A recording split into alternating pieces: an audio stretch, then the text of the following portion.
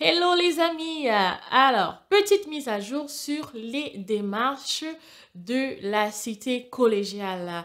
Vous avez certainement entendu parler de la cité collégiale.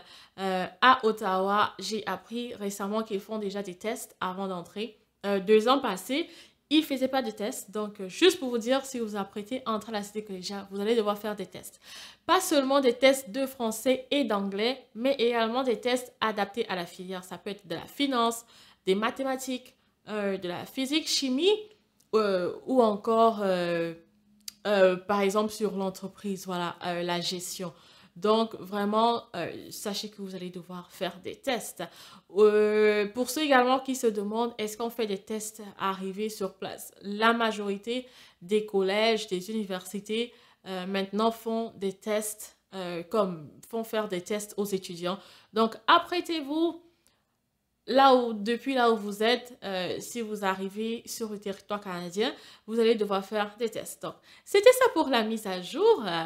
On se retrouve pour le thème d'aujourd'hui. Je vous partage 6 choses importantes que vous devrez faire une fois sur le territoire canadien. Que vous soyez étudiant international, travailleur ou résident permanent. Restez scotchés, c'est juste après le générique.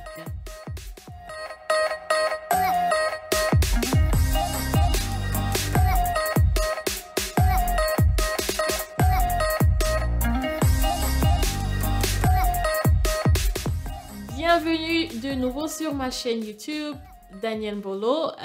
Très contente de vous retrouver pour une nouvelle vidéo. J'espère que vous allez bien.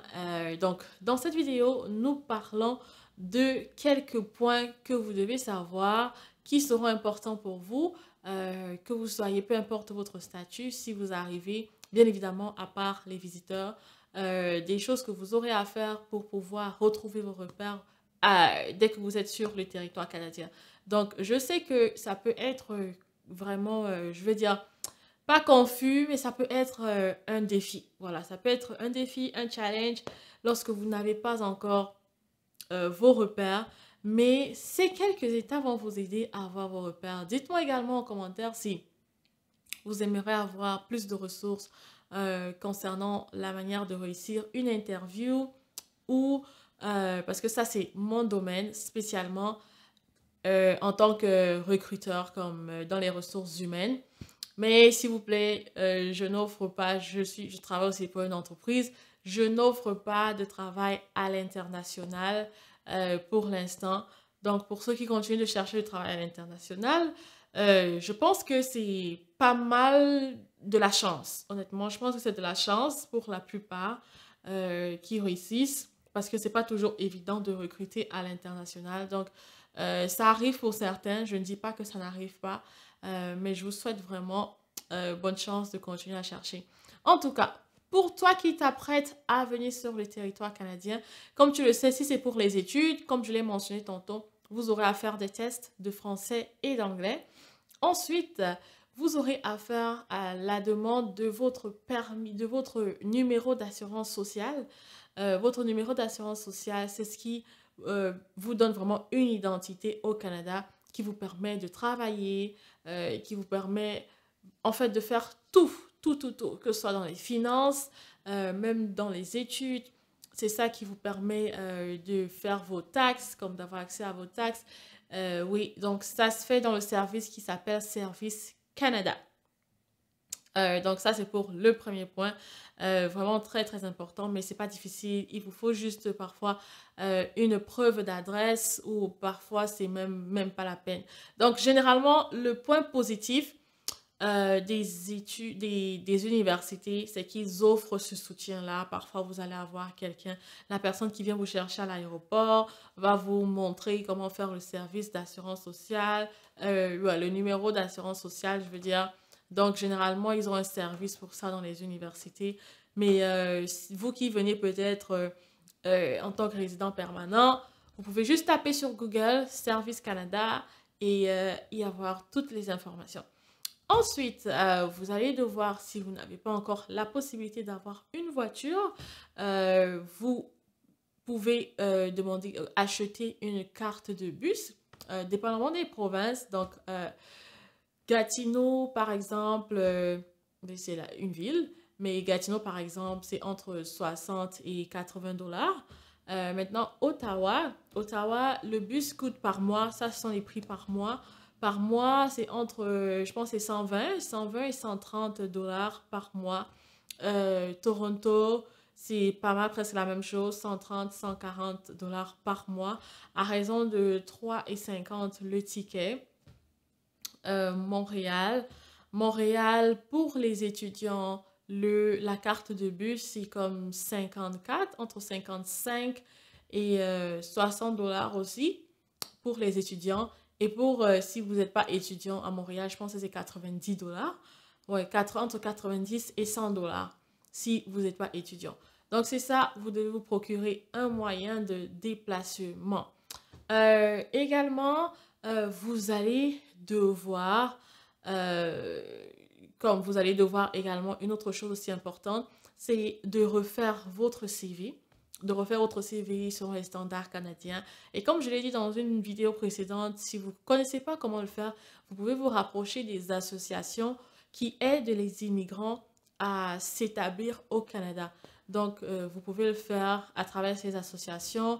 Et ce qui serait aussi important, de créer un profil LinkedIn. Les gens oublient beaucoup le profil LinkedIn.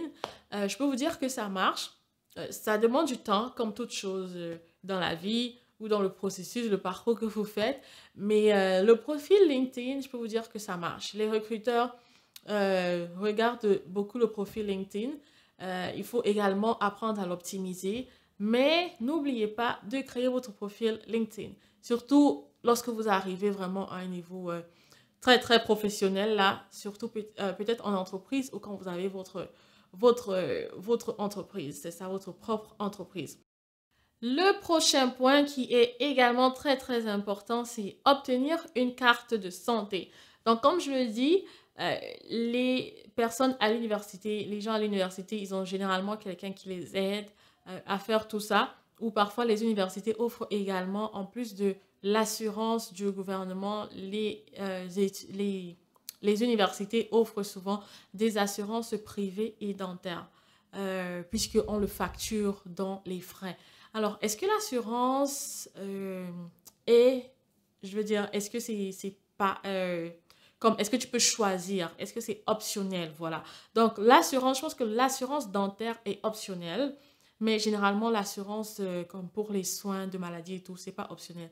Mais vous pouvez demander à l'école, dire à l'école que vous voulez pas payer l'assurance dentaire. C'est autorisé. Maintenant, si vous avez un problème, ça c'est à vos risques et périls. Donc c'est ça, l'assurance santé, très très très important.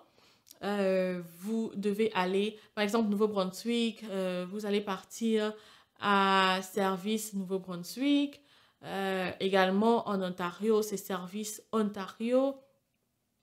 Euh, donc c'est ça, vous allez devoir partir dans l'un de ces services pour pouvoir demander accès à une carte d'assurance santé.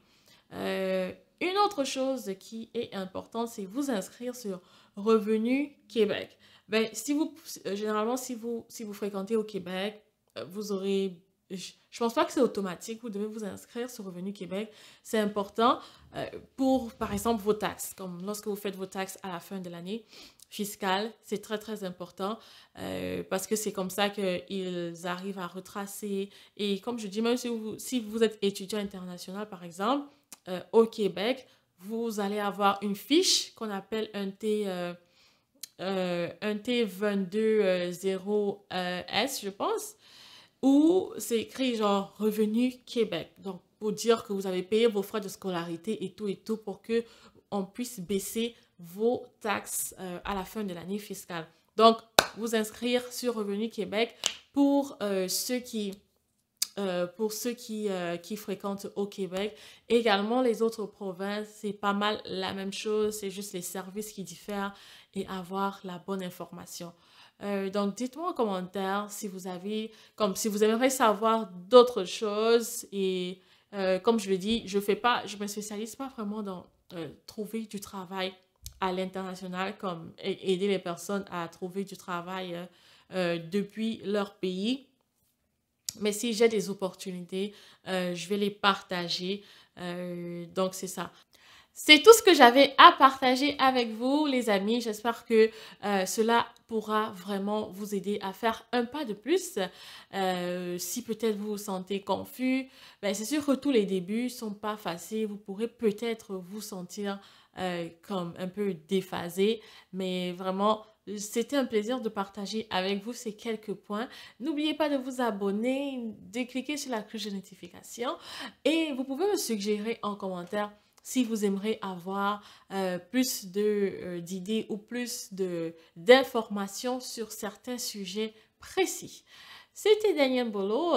On se retrouve dans une autre vidéo dans l'une de ces prochaines semaines. Portez-vous bien. Bisous, bisous et bye bye.